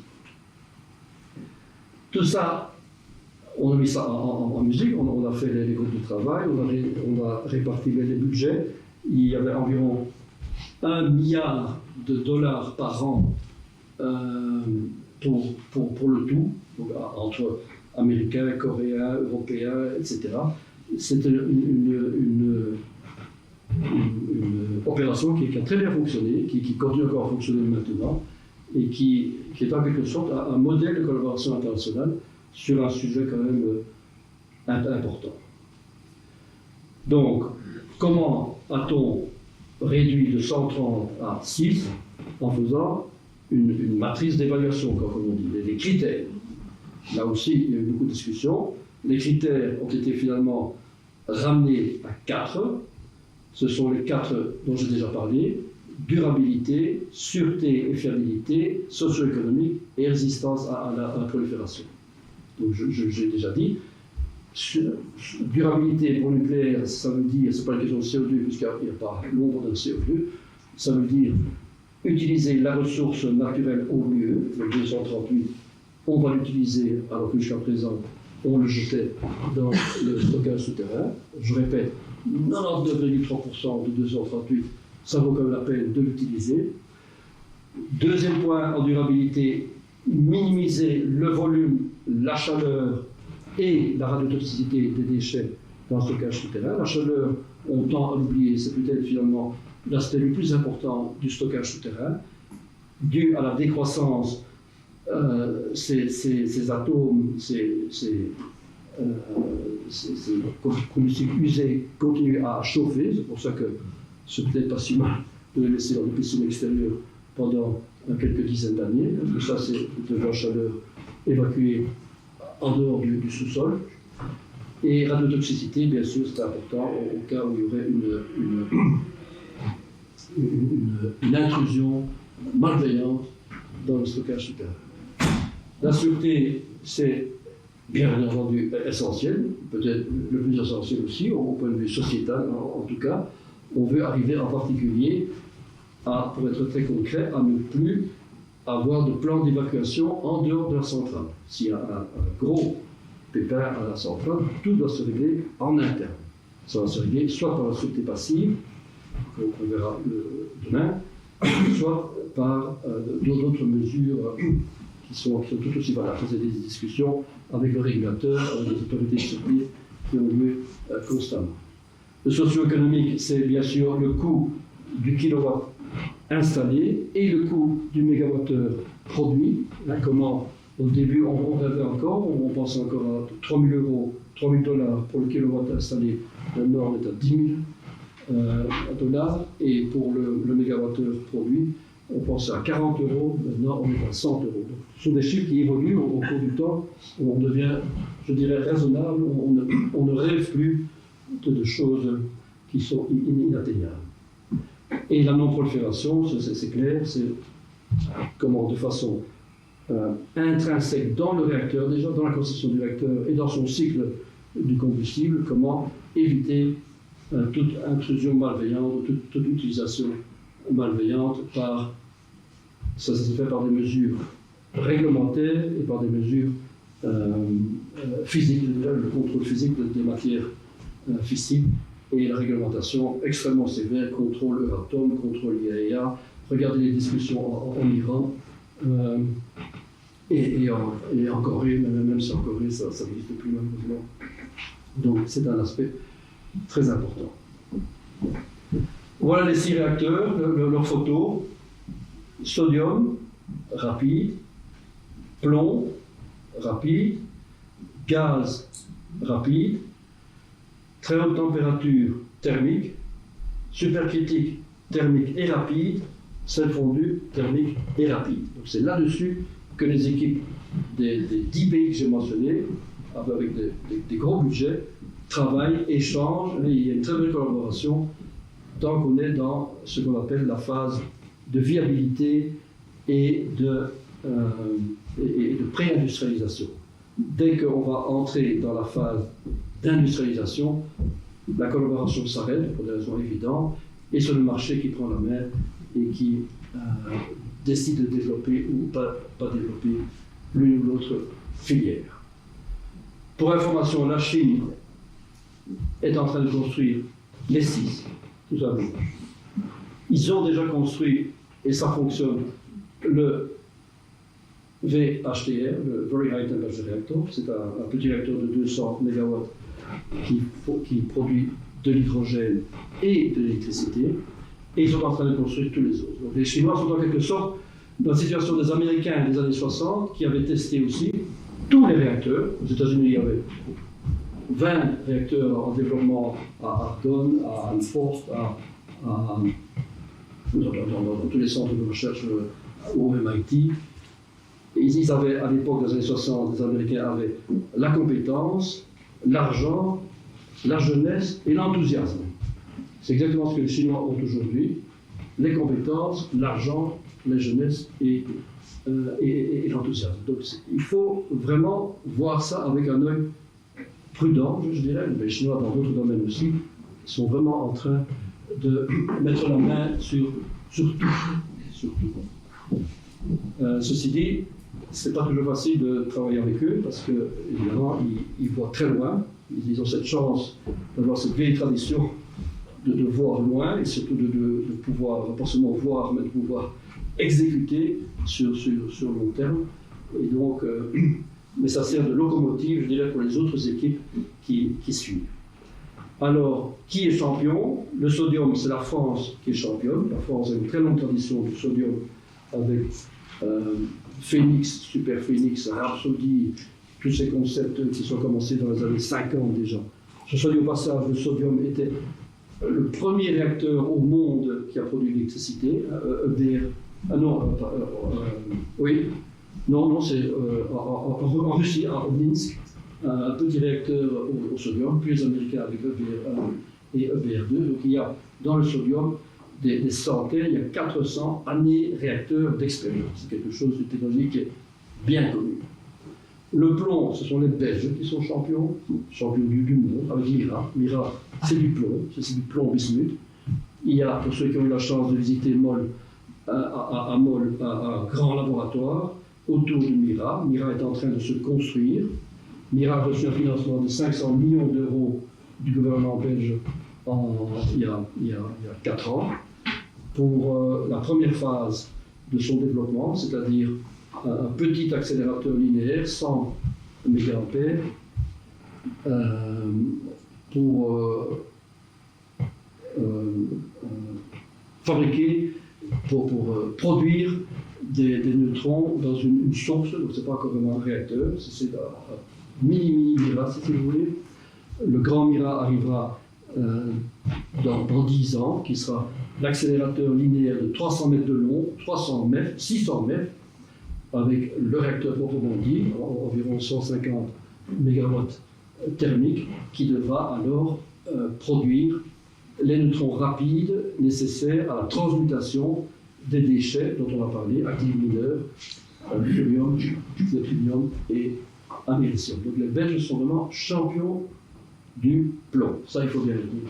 Le gaz, ce sont les Britanniques qui ont, grâce à leur expérience des réacteurs à gaz thermique classique, génération 1 et 2, ils connaissent bien le fonctionnement du gaz. Avantage du sodium, on peut monter à 500 degrés, le plomb aussi, le gaz, on peut monter à 800 ou 1000 degrés, je l'ai dit. Très haute température, ça, ce sont les Chinois. Les trois en dessous, ce sont les Chinois qui sont les champions. Très haute température, on monte à 1000 degrés. Avec 1000 degrés, on fabrique non seulement de l'électricité, mais aussi de la chimie, de l'hydrogène. On travaille avec les cimentiers, les verriers, et toute une série d'industries qui a besoin de chaleur à plus de 500 degrés et qui peuvent l'avoir de façon décarbonée par ce type de réacteur. Le supercritique, c'est supercritique au sens thermodynamique, donc ce n'est pas supercritique au sens neutronique. On travaille avec de l'eau supercritique, donc le point d'eau supercritique 220 bars, 370 degrés Celsius. On est là, 370 degrés Celsius, c'est déjà beaucoup plus haut que tout ce qu'on a classiquement. Et de 370, on monte maintenant à 600. Donc ça, c'est un réacteur qui est inspiré en fait des nouvelles centrales de charbon. Les Allemands, Siemens en particulier, General Electric aussi, ont développé des chaudières supercritiques qui peuvent monter jusqu'à 600 degrés. Donc c'est un défi très important pour les matériaux en particulier. On verra comment on a résolu ça dans la génération 4. Et les sels fondus, ça c'est le summum de l'innovation, c'est absolument superbe comme concept. Les sels fondus, c'est le combustible et le caloporteur sont mélangés et circulent en permanence dans le réacteur. Donc il n'y a plus de barres combustibles, il n'y a plus de pellets combustibles comme dans la très haute température. Tout circule en permanence. Le combustible nucléaire, le réfrigérant, le caloporteur, et du coup on peut purifier en cours de route aussi. Donc il y a une usine de retraitement collée au réacteur de sel fondu qui en fait un concept absolument de rupture technologique. En plus de ça, il a des capacités de sûreté très intéressantes. Comme c'est une grosse masse liquide, dès qu'elle chauffe, elle gonfle. Comme elle gonfle, sa neutronique diminue, donc le réacteur s'éteint naturellement. Dès qu'il se chauffe exagérément, si vous voulez, il y a en plus de ça des verrous automatiques qui peuvent décharger le combustible en cas de pépin. C'est un réacteur qui est extrêmement innovant, qui est évidemment loin d'être mis sur le marché, mais qui intéresse beaucoup de laboratoires dans le monde. Voilà comment les différents pays du club G se sont partagés le travail. Vous voyez en ordonnée les 6 concepts de réacteurs: sodium, très haute température, plomb, supercritique, gaz, sel fondu. L'Australie, qui vient rentrer dans le club il y a quelques années, en a pris 2, s'intéresse à 2 concepts. Canada, Chine, France, etc. Chacun fait son marché, je dirais. Les Européens ont décidé de travailler sur les 6 concepts, c'est assez remarquable, c'est le seul pays qui a mis ses laboratoires sur tous les 6 concepts, parce qu'on veut vraiment comprendre au maximum ce qui se passe dans chacune de ces technologies. C'est en plus de ça un exercice très intéressant pour les autorités de sûreté qui sont invitées à venir participer aux travaux européens. Comme ça, ils sont en quelque sorte éduqués, instruits déjà dans ces nouvelles technologies, parce que c'est un des défis de génération 4, c'est que les autorités de sûreté ne sont pas encore prêtes à les estimer, à en faire une analyse, puisqu'ils n'ont pas de la connaissance. Il y a des nouveaux matériaux, il y a des nouveaux systèmes, tout est assez rupture technologique là-dedans.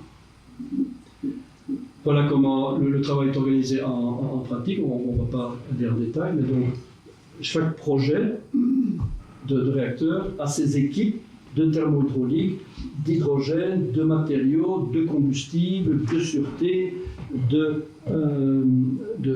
design global. Donc c'est vraiment organisé comme un projet industriel, je dirais. Ce n'est pas chacun dans son laboratoire qui fait sa petite expérience dans son coin. Il y a une structure très solide derrière tout ça, un comité de direction, un comité d'experts qui examine régulièrement et surtout qui veille à ce que l'information soit bien partagée par tout le monde.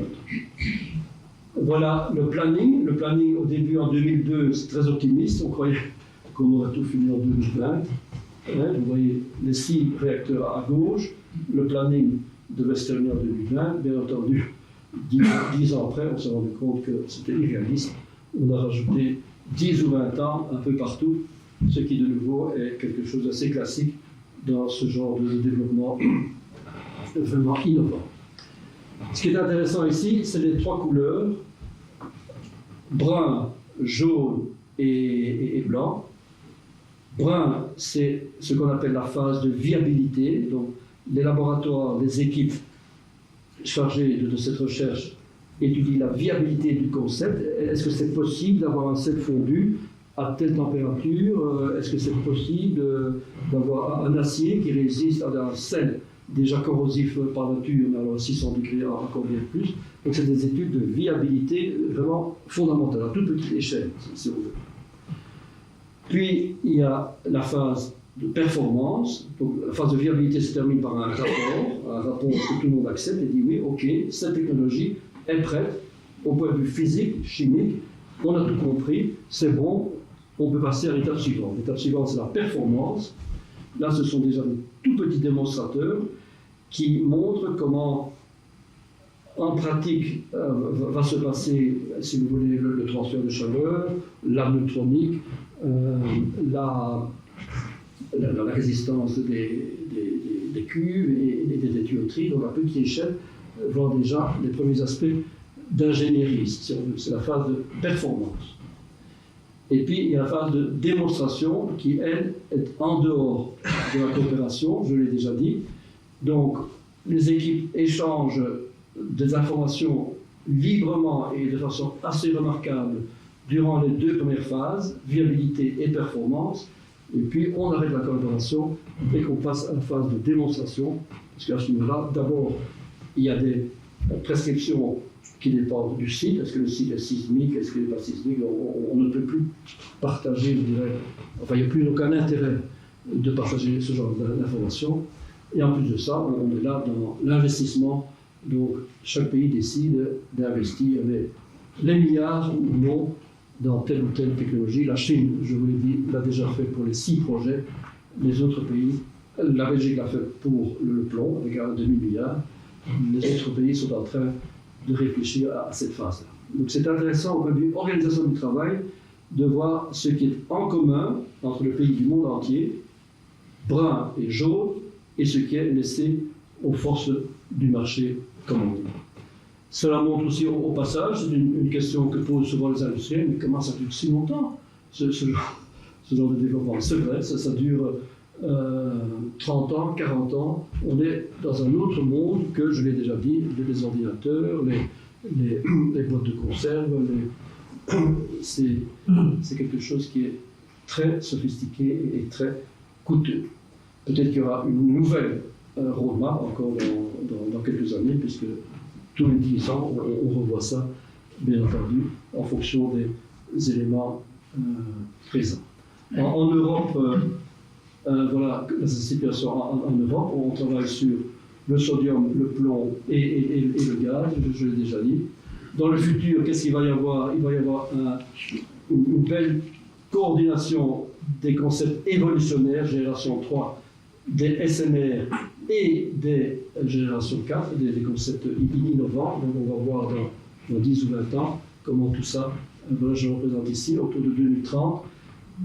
Long-term operation, first of a kind, demonstration, tout ça va collapser dans 10 ou 15 ans. Ça va être assez intéressant de voir, si on est encore là, ce qui va en sortir. Voilà l'avis des industriels, ça je vous le laisse pour votre réflexion. Les industriels pensent beaucoup aux petits réacteurs en même temps que les gros, ce qui veut dire qu'en termes de coût, vous voyez le graphique là, US $ par kilowatt installé pour baisser les coûts, ou bien on fabrique beaucoup de réacteurs à grande puissance, large reactor size, ou bien on fabrique encore beaucoup plus de toutes petites capacités et de moindre puissance. Et il y a donc deux façons d'arriver au coût le plus bas, qui est finalement le but recherché par les industriels. Voilà l'opinion des industriels européens, EDF en particulier, c'est assez intéressant. EDF dit, moi je veux avant tout de la sûreté, je veux que mon réacteur soit facilement opérable, hein, qu'il n'y ait pas de complexité inutile pour l'opérateur, qui est quand même effectivement responsable de cette machine-là. Je veux la compétition de la rentabilité pour le cycle, pour le système réacteur, cycle de retraitement en particulier. Donc les industriels ont évidemment, et c'est naturel, cette priorité sur la sûreté numéro 1, ça c'est absolu partout. Numéro 2, le rendement financier. L'Europe a sorti un document tous les 5 ans, ils sortent le rapport PINC, Programme indicatif nucléaire pour la communauté, c'est assez intéressant. Il y a des signes assez positifs dans ce rapport pour le nucléaire européen. Les SMR, on en parlera demain plus dans détail. Petite taille, fabrication en série, modulation, décentralisation, sûreté passive et, bien entendu, autres applications, désalination, fabrication d'hydrogène avec de l'électrolyse, toute une série d'applications que le nucléaire traditionnel ne considérait pas. Alors je termine par ceci. Weapons of mass destruction. Attention à ce qu'on lit. Par exemple, le 100% renouvelable, c'est absolument choquant de lire des choses comme ça. Avec des choses encore plus choquantes quand on les détaille. On va aller piquer le soleil au Sahara et ramener ça chez nous. Comment, je ne sais pas. Est-ce que les Africains eux-mêmes pourront avoir un minimum de cette énergie? Je n'en sais rien. Et quand il n'y a pas de soleil, la nuit, on va aller prendre le vent au Groenland et on va câbler toute la mer du Nord. Déjà maintenant, c'est pas triste comme câblage, mais on va la câbler pour amener tout ça vers l'Europe. Moi, je mets ça dans les fake news.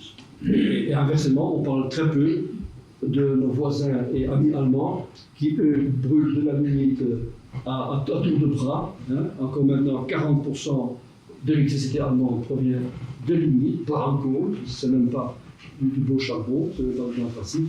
Et ça, c'est en particulier une photo prise à 150 km d'ici, près de Cologne, un énorme chantier, 5 km x 5 km, 25 km², 300 mètres de profondeur, un énorme chantier, une énorme excavation de lignite en plein air, avec 4 centrales à côté qui sont pas tristes au point de vue de production de CO2. Voilà, j'ai terminé pour aujourd'hui et je crois qu'on peut poursuivre.